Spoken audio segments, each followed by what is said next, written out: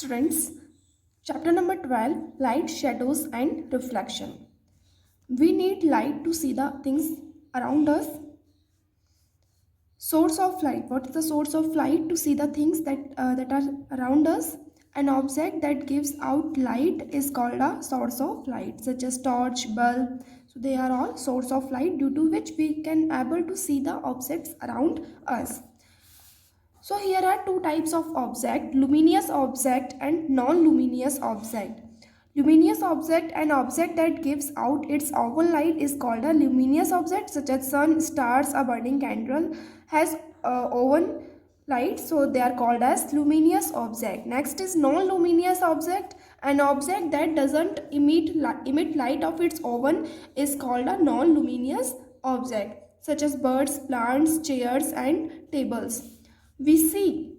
So non-luminous objects doesn't emit light of its own. So how are we able to see the non-luminous object? Because whenever we see the object, it means that objects reflect the lights towards our eyes, such as this is candle, and if we see this candle, it means the light rays coming from this candle falls in our eyes, and the image of this candle formed in our eyes, due to which we can able to see this image of candle, or due to which we can able to see this candle. So this candle reflects its own light, but non-luminous objects because they reflect lights received from luminous objects like sun into our eyes. For example, moon is a non-luminous object that does not have its own light. We can see the moon because it reflects light into our because it reflects sunlight into our eyes, such as this is moon and this is sun and this is earth. So why we can able to see the moon even it has not its own light? Because such as this is sun and the light ray coming from the sun falls on the moon, and these light rays that fall on the moon, that after that moon reflect these sunlight towards the earth, and in our earth we can see the image of moon and we can able to see the moon. So non-luminous object, we see non-luminous object because they reflect light into our eyes, and whenever light rays fall on light rays coming from a particular object fall on our eyes, in that condition we can able to see that object from which light rays coming towards our eyes or fall into our eyes. Next is materials. Materials are of three types: transparent, translucent and opaque.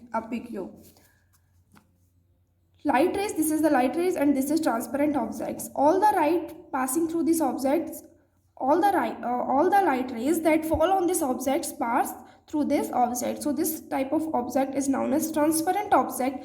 Transparent objects allow light to pass through them. Clean water, cellophane, paper are example of transparent material. Next is translucent material. This is a translucent material. Translucent objects allow some light to pass through them. Here these three light rays are not allowed to pass through it. Only three light rays. Only two light rays, this one or this one, these light rays are not allowed to pass through through this object. So these type of material are called translucent material. Next is opaque material.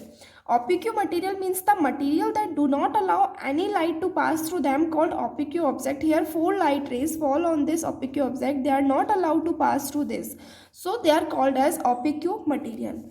Next term is rectilinear propagation of light. The property of light by which it travels in a straight line. Light always travels in a straight line. It never bend while it traveling in a particular path. It always goes in a straight line.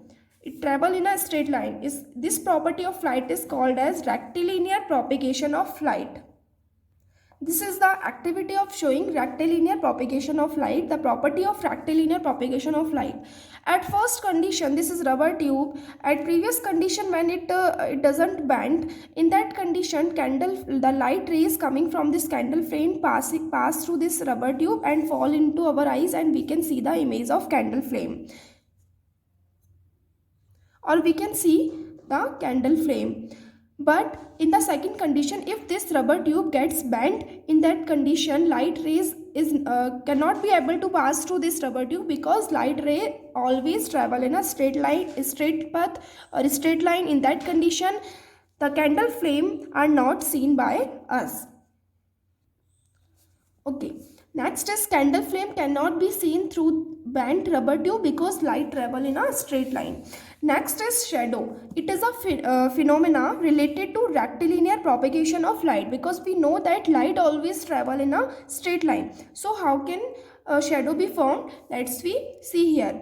A shadow is a dark space formed behind an opaque object when it blocks light from any source of light. Here, this is the shadow of this book. This is the light source from which light rays are fallen down on this book, but backside of this book are not having these light rays. So here a dark space is created that we call shadow. A shadow is a dark space. This is a dark space formed behind an opaque object. Book is an opaque object when it blocks light from any source of light. So this book blocks these light rays, or prevent these light rays to reach this place. So because of which a dark space is created here that we call shadow. Next is conditions essential for the formation of a shadow. Three conditions essential for the formation of a shadow. First is a source of light. In this case, torch is a source of light. An opaque object, in this case, a book is an opaque object that prevents the light rays for reaching the back side of this book. And next is an opaque screen behind the object. So this table here this is table. So this table surface here act as a screen on which shadow is formed. So always shadow is formed on a screen. Here the shadow book is formed on the surface of table. So this surface of table is act as a screen. Next is characteristics of a shadow. It is always dark. It only shows a dark outline of an object and not the details of the object. And it is formed in the direction opposite to the source of light. So in this picture, here are two type of shadows formed, and shadow is the shadow shows the dark outline of an object. So this is a dark outline of an object, and it is formed in the direction opposite to the source of light. So this is the source of light direction, and this is the direction of forming the shadow. This is towards it. This is the direction of the forming shadow. That is the opposite direction of the light source. And next characteristics of the shadow is that the size of a shadow varies depending on the distance between the object and the screen. Here are the distance between the object and the screen. This is the object and this is screen. This is the object and this is screen. So if the distance between the object and the screen decrease, then the size of the shadow will also be decreased. And if the distance between the object and screen is increased, it means the size of the shadow will also be increased. And the second condition on which the length of a shadow depends is that distance between the source of light and object. If the distance between the source of light and object increase, it means the size of a shadow decrease. And if the distance between source and object decrease, the length or size of the shadow will be increased. So this is that the size of a shadow varies depending on the distance between the object and the screen, and the distance between the object and the source of light.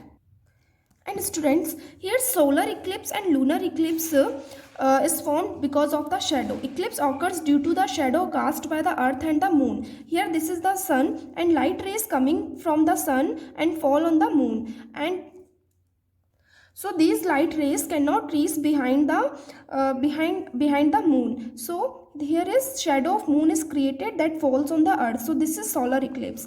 And next is lunar eclipse. Lunar eclipse is formed when sun, earth and moon come in a straight line. And in solar eclipse also sun, moon and earth comes in a straight line. The light rays coming from the sun fall on the earth, and backside of the earth on the back side of the earth, these light rays cannot reach. So the shadow of the earth is formed. That shadow of the earth falls on the moon. So this condition is called as lunar eclipse. So here in these two conditions, moon and earth blocks the light coming from the sun and not allow these light rays to reach on the back side of their surface. In this case moon, and in this case earth. Moon and earth not allow these light rays to reach on their backside surface. So shadow of moon and earth here is formed. Next is pinhole camera. Till now you have learned that how image is formed whenever light rays comes in a straight line and falls on our eyes. It means the light rays that coming from a specific object or coming, such as this is candle, and if light rays coming from a candle fall on our eyes, then image of this candle is formed in our eyes and we can able to see this candle. In the same manner, this is a pinhole camera. This is cardboard, and here a small hole is created by a needle, and this is screen. That is, this screen is made up of butter paper that act as a mirror. And here we place these candles towards this cardboard, so that these candles are situated facing towards the pinhole. So light rays coming from this candle in a straight line falls on this screen, and the image of this flame is created on this screen. Because light always travel in a straight line, so the light rays that comings from this point B of the candle falls on this at the B dash, and the light rays coming from this A point falls on this A dash. So the inverted image of this flame is created because light always travel in a straight line. This is the light rays travel in a straight line. This is light ray travel in a straight line from point A and B, and falls on the light rays coming from this point falls on this point, and the light rays coming from this point falls on this point. So the inverted image of the candle is created on this screen that is made up of butter paper, because butter paper screen act as a mirror on which image is formed.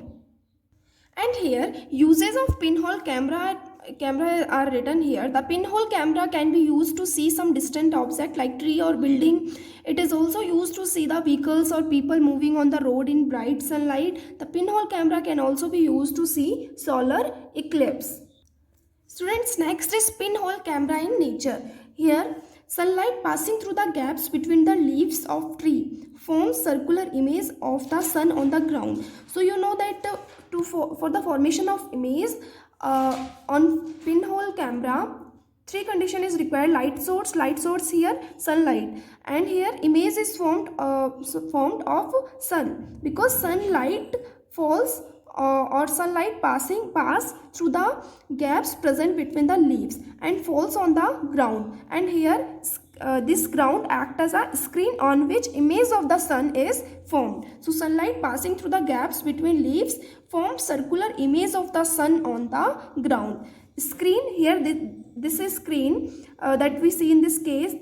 Here in this case screen, ground act as a screen on which image of the sun is created, and the source of the light is sun, from which sunlight falls, sunlight passing through the leaves, passing through the gaps of leaves and falls on this ground surface that act as a screen on which image of the sun is created in a circular form. And our next topic is mirrors and reflection of light. The process of sending back the light rays that falls on the surface of an object is called reflection of light. Such as in this case, the light rays coming from the candle falls on this plane mirror. This is plane mirror, and after then it reflects these sunlight in this direction. So this is called as reflection of light. And you know that light always travel in a straight line. So the image is formed on the back side of these images. So on the back side of these light rays, image of this candle is formed. We all use mirror at home. We look at the mirror and see our image in the mirror. This is due to the reflection of the light. Such as if in place of this candle, if we stand facing towards the mirror, then light rays coming from us falls on the mirror, reflected by the mirror, and back side of these light rays, on the back side of these light rays, or on the back side of the mirror, our image is formed, due to which we can see our face on the mirror. Next is reflection of light depends upon the nature of the surface. A rough or irregular surface, a smooth or regular surface. Such as this surface reflects the incident beam of parallel light in different direction. The light reflected from a book or newspaper.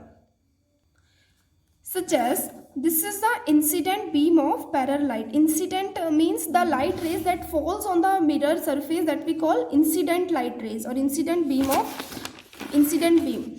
Or here parallel, these all rays are parallel to each other, so we call it as the incident beam of parallel light. This is the irregular surface, not a smooth surface. So as parallel beam of light falls on this surface, it reflects these light rays in different direction.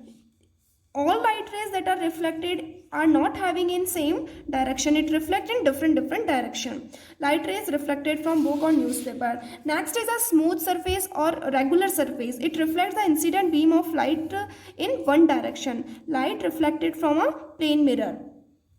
Here 3 incident beam of light falls on the plane mirror, and after reflection these all reflected ray goes in a one direction, or in a same manner these all ray are parallel to each other after being reflected, or also going in one direction as incident rays comes from one direction. So it reflects the incident beam of parallel light in one direction. So all reflected rays goes in one direction or also parallel to each other as in previous condition when light rays fall on this mirror. Incident beam of light rays fall on this mirror. So finally we can conclude that an image is formed when light from the object reaches our eyes after reflection from the plane mirror. We can see all the details of the object in its image, such as in this case the light rays coming from the object or coming from the person falls on the mirror, and after being reflected the light rays falls on our eyes and we can able to see the image of us. Next is the left-right reversal of an object and its mirror image is called lateral inversion. Stand before a mirror and hold your right ear with your right hand. What do you observe? You see that it appears in the mirror that you are holding your left ear with your left hand. So in actually the things that is in right side or in right direction in mirror, or after the image formation in the mirror, it appears as in left. So it's left right. So this left right reversal of an object and its mirror image is called lateral inversion. So here this chapter has finished here. Thank you.